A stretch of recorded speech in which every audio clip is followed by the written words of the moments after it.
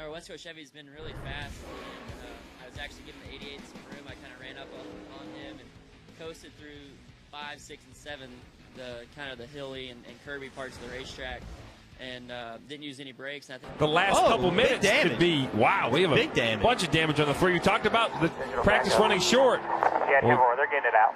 They're going to have to unload another car. To the backup, as we were checking out the radar, the 3 got into the wall. Obviously a mock qualifying run. We saw Austin going out there. He turns into turn 1. He's just really high, Jeff.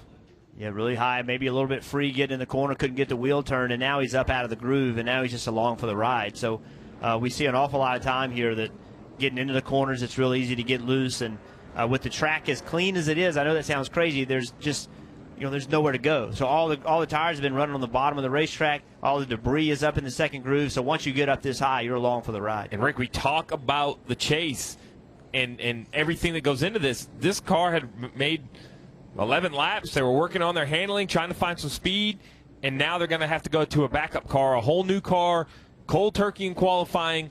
This is something like this could put you behind for the entire weekend. And with these rounds in the NASCAR playoffs only being 3 weeks, you cannot stub your toe. You can't get behind. Yeah, making a qualifying run, you have to aggressively. Well, Vince, when you bring a rookie driver to a racetrack in the Camping World Truck Series for the first time, it's quite a challenge for the driver. When your day goes like it has today for Rico Abreu, it becomes almost impossible. Look back at what happened to Rico Abreu early on in practice number 1. Looked a lot like the practice crash between Greg Biffle and Kyle Larson. Same thing. We'll show you that one. That's earlier this weekend. Larson got very loose. One on the bottom, one on the top. And you see the 42 of Larson get loose. Biffle had new tires, closing at a high rate of speed, ran right in the back of it. And as you mentioned, DW, that we think Kurt Busch did, Kyle Larson bailed out of the throttle, and Biffle just had nowhere to go. Just over 30 minutes to go in opening practice for the NASCAR Xfinity Series. It's Fast Friday, presented by K&N on FS1. And I'm not sure what's going on, but a lot of drivers having problems now. Cup veteran Paul Menard's gotten into the wall. Yeah, well, a couple of wrecks we've seen so far, traction has broke. The tires just gave up grip, and that's why they wrecked. But this is a failure of some sort. Maybe a suspension part in the right front, possibly a flat tire. Obviously, the tire wear has been good. The Goodyear tires are perfect here. Has been amazing all year long. Already. Hard hit for the 11. That's Blake Cook.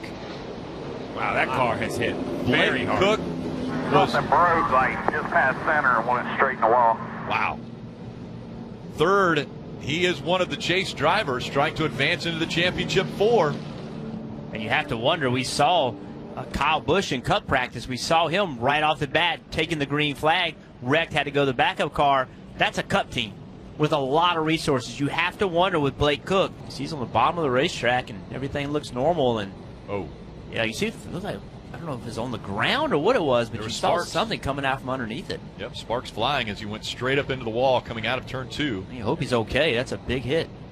Oh, he's driving the car back, but that doesn't mean it doesn't hurt you or affect you. Huge impact. Lost his ride for 2016, but already had a deal in place to run 9. Oh, Jeb Burton hard into the wall.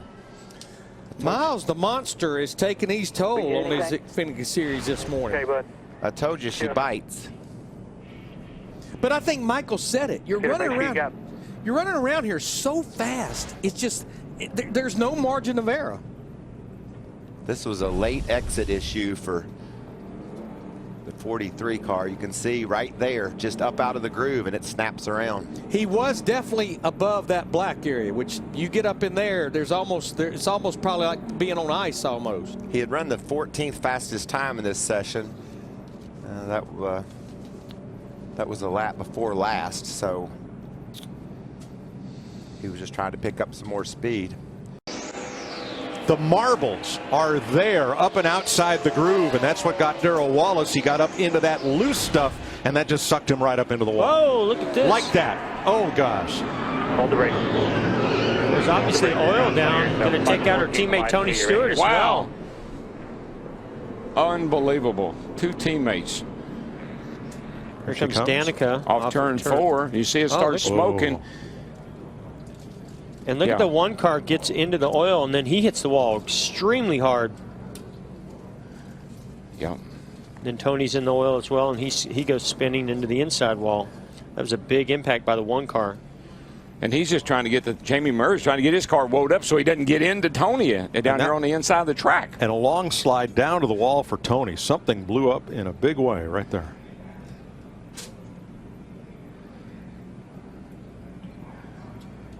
Two of the more difficult racetracks. See him moving around in the race car there. That's good news. But the car is toast. Here's what happened. It just got loose and then just overcorrected it.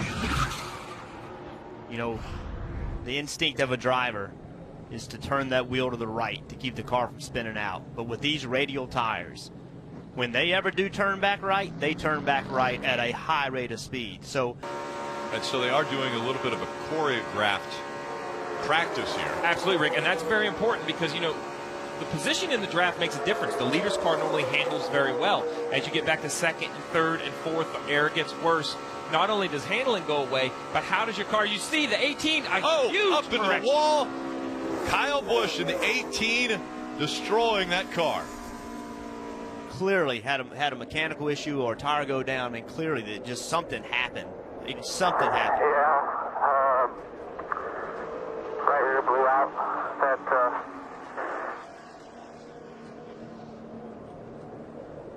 We heard Kyle Busch talk about the right rear. I was watching live there, Rick. Take your time, just grab your window net, catch your breath.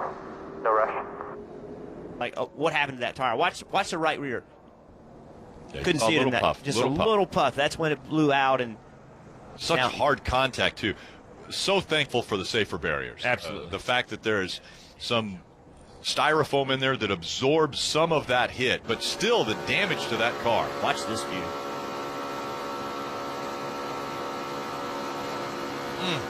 You can see when the back of the car comes out. Imagine you drive